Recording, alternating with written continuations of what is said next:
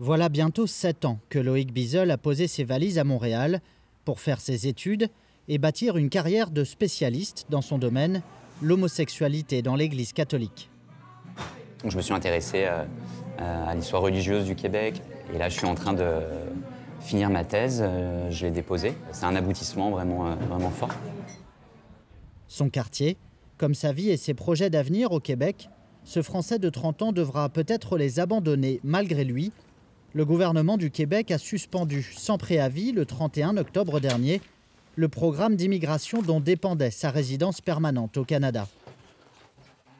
Ça, c'est mon visa d'études. C'est toujours des procédures qui sont longues, qui sont coûteuses.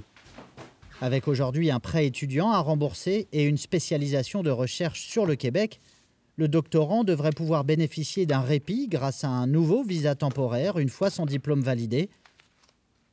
Mais il garde le sentiment d'être maintenu dans la précarité par les autorités de la province, malgré ses efforts.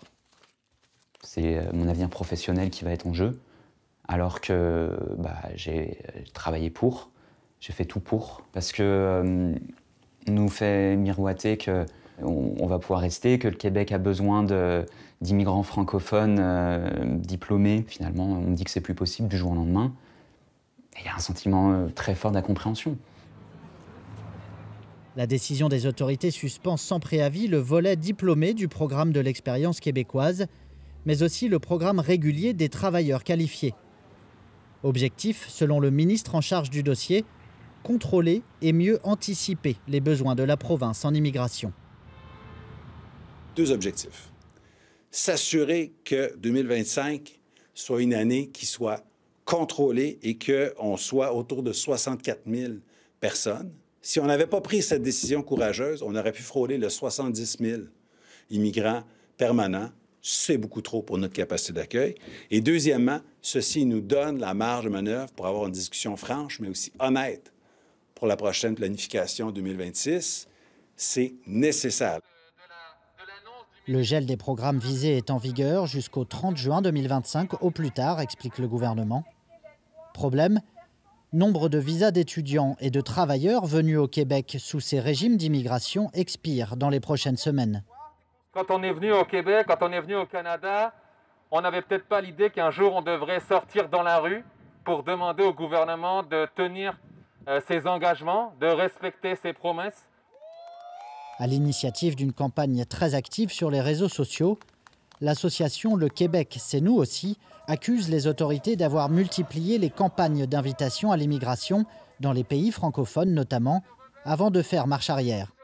C'est vraiment le gel des deux plus gros programmes d'immigration économique au Québec. En ce moment, ce qu'on essaie de faire, c'est vraiment de documenter et de montrer au gouvernement les impacts de ces politiques-là sur des personnes qui sont déjà au Québec. Ensuite, nous, ce qu'on va faire, c'est collaborer à la fois avec le gouvernement et avec les oppositions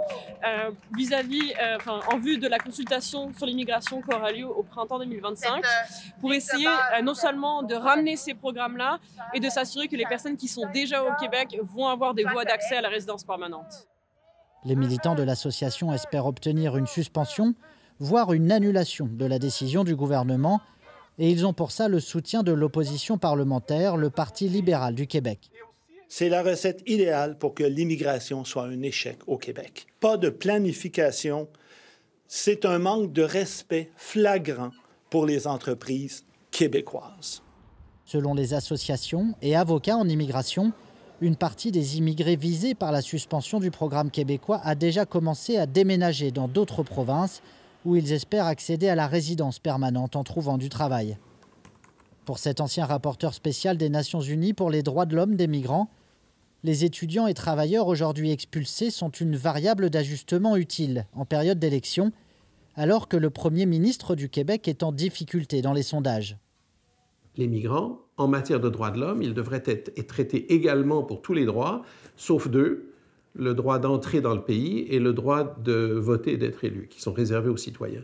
Mais pour tous les autres, on devrait les traiter également. Or, ce n'est pas le cas, parce qu'ils ne votent pas, et donc les politiciens peuvent ne pas du tout tenir compte de ce qu'ils vivent. Il n'y a pas de reality check, on ne demande jamais aux migrants si ça marche pour eux. On demande toujours à l'électorat s'ils sont contents des migrants. S'ils sont contents, on continue. S'ils ne sont pas contents, on coupe le nombre de migrants. Et ça, c'est un manque de planification dans la gouvernance qui est tragique. Le Québec promet un nouvel exercice de planification pluriannuelle en immigration dans les prochains mois. L'immigration, faut qu'on en parle. De son côté, le gouvernement fédéral de Justin Trudeau a lui aussi annoncé, le 24 octobre dernier, réduire ses objectifs d'accueil en immigration permanente d'environ 20% dès l'année prochaine.